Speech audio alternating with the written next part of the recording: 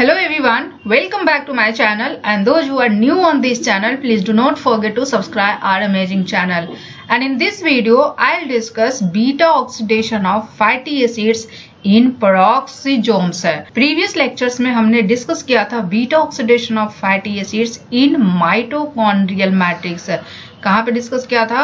Mitochondrial matrix पे। And इस lecture में हम डिस्कस करेंगे beta oxidation of fatty acids in peroxisomes. But इसे डिस्कस करने से पहले कुछ इंपॉर्टेंट पॉइंट्स डिस्कस करते हैं। Beta oxidation of fatty acids की अगर लोकेशन की बात करें तो beta oxidation of fatty acid cells में कहाँ होते हैं? First one is the mitochondria, second one is the peroxisomes, and third one is the glyoxysomes. So beta oxidation of fatty acids का 3 लोकेशन है, माइटोकॉन्ड्रिया, पेरोक्सिसोम्स एंड ग्लायोक्सिसोम्स है। Animal cell के case में mitochondria is the major site for beta oxidation of fatty acids. Means fatty acids का जो beta oxidation होता है उसका मेजर साइट होता है माइटोकॉन्ड्रिया, किसमें? एनिमल सेल के केस में। अगर प्लांट सेल की बात करें तो प्लांट सेल में major site of beta oxidation क्या होता है? Peroxisomes. So in plant cell peroxisomes are the major site of beta oxidation of fatty acids है। इसका मतलब ये नहीं है कि एनिमल सेल्स में पेरोक्सिसोम्स में बीटा ऑक्सीडेशन नहीं होगा, क्योंकि पेरोक्सिसोम प्लांट सेल में भी होते हैं एंड एनिमल सेल में भी होते हैं। और क्योंकि एनिमल सेल्स में पेरोक्सिसोम्स प्रेजेंट होते हैं, इसीलिए एनिमल सेल्स में भी फैटी एसिड्स का बीटा ऑक्सीडेशन पेरोक्सिसोम्स में भी होता है। But mitochondria is the major site for beta oxidation in case of animal cells है। बट प्लांट सेल के केस में जो बीटा ऑक्सीडेशन होता है that is only peroxisomes. Now coming to glyoxysome. Glyoxysome क्या है? Glyoxysome is specialised peroxisome. Glyoxysome क्या है? ग्लायोक्सिसोम्स आर स्पेशलाइज्ड पेरोक्सिसोम्स हैं। इसको स्पेशलाइज्ड पेरोक्सिसोम्स क्यों बोलते हैं? क्योंकि जो पेरोक्सिसोम्स सीड जर्मिनेशन के टाइम पे प्रेजेंट होते हैं उस पेरोक्सिसोम को ग्लायोक्सिसोम बोलते हैं। क्या बोलते हैं? जो पेरोक्सिसोम सीड जर्मिनेशन के टाइम पे प्रेजेंट होता है उस पेरोक्सिसोम को ग्लायोक्सिसोम बोलते हैं। सो सीड जर्मिनेशन के टाइम में जो फैटी एसिड्स का बीटा ऑक्सीडेशन होता है वो कहाँ होता है? वो ग्लायोक्सिसोम्स में होता है। अब सवाल यहाँ पे ये है कि beta oxidation of fatty acids जो माइटोकॉन्ड्रिया में होते हैं एंड पेरोक्सिसोम्स में होते हैं, दोनों में डिफरेंस क्या है? पहले हम डिस्कस करते हैं माइटोकॉन्ड्रिया का बीटा ऑक्सीडेशन पाथवे। माइटोकॉन्ड्रिया का जो बीटा ऑक्सीडेशन पाथवे होता है वो 4 स्टेप में होता है। कितने स्टेप में होता है? 4 स्टेप में होता है। इनिशियली जिस फैटी एसिड्स का बीटा ऑक्सीडेशन होता है वो एक्टिवेटेड होता है। क्या होता है? एक्टिवेटेड होता है। और एक्टिवेशन कैसे होता है? By attachment with coenzyme A. Fatty acids का जो कार्बोक्सिल ग्रुप होता है उसका कोएंजाइम ए के साथ अटैचमेंट होता है and that attachment is known as activation of fatty acids. अब ये एक्टिवेटेड फैटी एसिड्स जाएंगे माइटोकॉन्ड्रियल मैट्रिक्स में by carnitine shuttle and fatty acyl coenzyme A जो एक्टिवेटेड फैटी एसिड्स है वो बीटा ऑक्सीडेशन पाथवे के थ्रू प्रोसीड करेंगे। और बीटा ऑक्सीडेशन पाथवे में 4 स्टेप्स होते हैं। First one is the dehydrogenation. First one क्या होता है? First one is the dehydrogenation. और डिहाइड्रोजिनेशन में क्या होता है? इस रिएक्शन में होता है इंट्रोडक्शन ऑफ डबल बॉन्ड। क्या होता है? डबल बॉन्ड का इंट्रोडक्शन होता है। First reaction is dehydrogenation and इस रिएक्शन में डबल बॉन्ड का इंट्रोडक्शन होता है। Second one is the hydration. Hydration means क्या हुआ? Addition of water. क्या हुआ? Addition of water. और water H plus and OH minus के फॉर्म में ब्रेक होते हैं। इस वाटर का जो एडिशन होता है इस डबल बॉन्ड पे होता है, तो एक कार्बन पे H ऐड होगा और दूसरे कार्बन पे OH ऐड होगा, तो ये क्या बनाएगा? ये बनाएगा beta hydroxy acyl coenzyme A। And the third step is again dehydrogenation. Next step क्या है? डिहाइड्रोजिनेशन। इस स्टेप में क्या होता है? जिस कार्बन पे OH अटैच है ये कार्बन क्योंकि इंटरमीडिएट पोजीशन पे होता है तो ये कीटोन में कन्वर्ट होता है। And the fourth step is thiolysis. Fourth step क्या है? थियोलाइसिस। थियोलाइसिस क्या होता है? Thiolytic cleavage by coenzyme A. Thiolytic cleavage by coenzyme A. Coenzyme A के द्वारा जो थियोलिटिक क्लीवेज होता है that step is known as thiolysis. These are the 4 steps of beta oxidation pathway in mitochondrial matrix. ये कहाँ है? Mitochondrial matrix में। अब अगर पेरोक्सोसोम्स या ग्लाइकोसोम्स की बात करें तो पेरोक्सोसोम्स एंड ग्लाइकोसोम्स में भी यही 4 स्टेप्स होते हैं beta oxidation of fatty acids के लिए। तो सवाल यहाँ पे ये है कि दोनों में डिफरेंस क्या है? दो डिफरेंट ऑर्गेनल्स में सेम प्रोसेस क्यों होता है? एंड द डिफरेंस 3 स्टेप में होता है। क्या होता है? डिफरेंट 3 स्टेप में होता है। First step is dehydrogenation. Mitochondria के केस में ये डिहाइड्रोजिनेशन जिस एंजाइम से कैटालाइज होता है that is acyl coenzyme A dehydrogenase. कौन सा एंजाइम है? एसाइल कोएंजाइम ए डिहाइड्रोजिनेज। और इस एंजाइम की खास बात यह है कि ये फ्लावोप्रोटीन है। क्या है? फ्लावोप्रोटीन है। फ्लावोप्रोटीन मतलब इनका जो प्रोस्थेटिक ग्रुप है वो है FAD। सो इस ऑक्सीडेशन के थ्रू जो इलेक्ट्रॉन रिमूव होते हैं वो FAD गेन करता है और वो FADH2 की सिंथेसिस करता है। अब ये FADH2 इमीडिएटली इलेक्ट्रॉन ट्रांसफर कर देता है इनर माइटोकॉन्ड्रियल मेम्ब्रेन के रेस्पिरेटरी चेन को और वो उस इलेक्ट्रॉन को फाइनली एक्सेप्ट करती है, ऑक्सीजन एंड वाटर की सिंथेसिस करती है।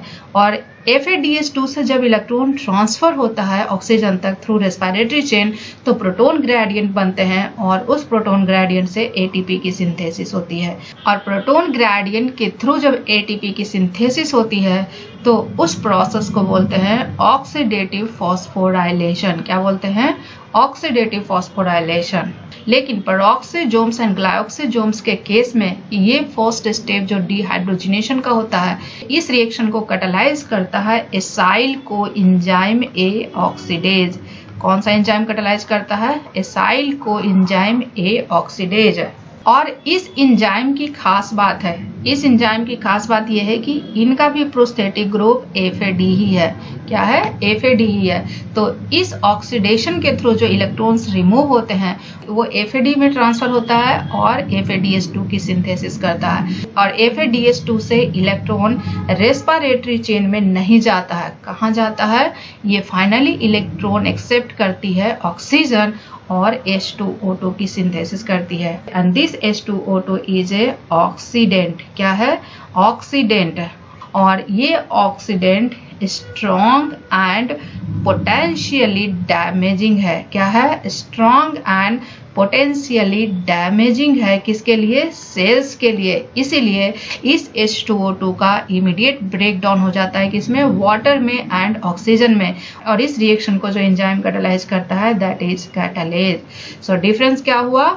माइटोकॉन्ड्रिया में जो फर्स्ट डिहाइड्रोजिनेज है उस रिएक्शन को कैटालाइज करता है एसाइल कोएंजाइम ए डिहाइड्रोजिनेज और ये इलेक्ट्रॉन्स FAD को ट्रांसफर होता है और FADH2 का फॉर्मेशन होता है। और ये FADH2 electrons immediately respiratory chain को ट्रांसफर करता है और फाइनली ऑक्सीजन तक जाता है और ATP की सिंथेसिस करता है।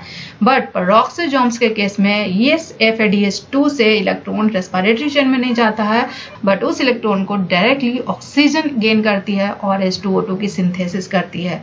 और क्योंकि ये काफ़ी डैमेजिंग होता है सेल के लिए इसीलिए इनका इमीडिएट ब्रेकडाउन होता है वाटर एंड ऑक्सीजन में। और इस रिएक्शन को जो एंजाइम कैटालाइज करता है that is catalase. So this is the first step where mitochondrial beta oxidation and peroxisome और glycosome beta oxidation differs from each other. अब इस रिएक्शन के बाद क्या हुआ? डबल बॉन्ड का इंट्रोडक्शन हुआ और ये डबल बॉन्ड का जो कॉन्फ़िगरेशन होता है वो ट्रांस कॉन्फ़िगरेशन होता है। नेक्स्ट स्टेप में क्या होगा? इस डबल बॉन्ड पे वाटर का एडिशन होगा और वो क्या बनाएगा? Beta hydroxy acyl coenzyme A. And in next step इस हाइड्रोक्सिल ग्रुप का ऑक्सीडेशन होगा और वो कीटोन में कन्वर्ट होगा। बट इस स्टेप में माइटोकॉन्ड्रिया एंड पेरोक्सोसोम्स और ग्लाइकोसोम्स में डिफर होता है। क्या डिफरेंस होता है? इस स्टेप में जो ऑक्सीडेशन होता है उस इलेक्ट्रॉन को NAD+ कैरी करता है और NADH बनाता है। अब ये NADH रेस्पिरेटरी चेन को इलेक्ट्रॉन इमीडिएटली ट्रांसफर करता है और फाइनली उस इलेक्ट्रॉन को ऑक्सीजन गेन करती है और वाटर की सिंथेसिस करती है, और इस इलेक्ट्रॉन ट्रांसफर से जो एनर्जी रिलीज होता है वो ATP की सिंथेसिस होता है थ्रू ऑक्सीडेटिव फॉस्फोराइलेशन।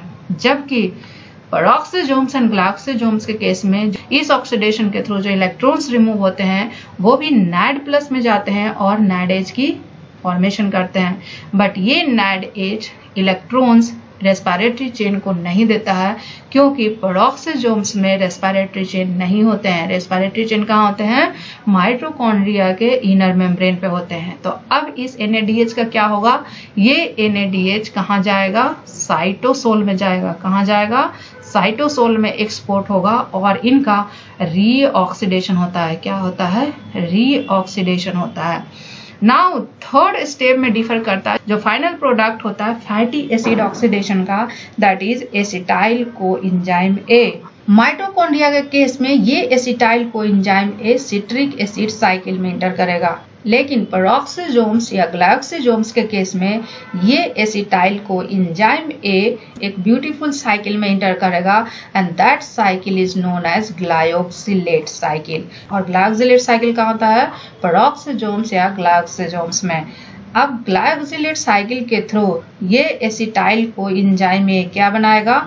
सक्सिनेट। क्या बनाएगा? सक्सिनेट। और ये सक्सिनेट कहाँ जाएगा? माइटोकॉन्ड्रिया में एक्सपोर्ट होगा। कहाँ जाएगा? माइटोकॉन्ड्रिया में। और माइटोकॉन्ड्रिया में ये सिट्रिक एसिड साइकिल में इंटर करेगा। सिट्रिक एसिड साइकिल में ये सक्सिनेट क्या बनाएगा? मैलेट। क्या बनाएगा? मैलेट।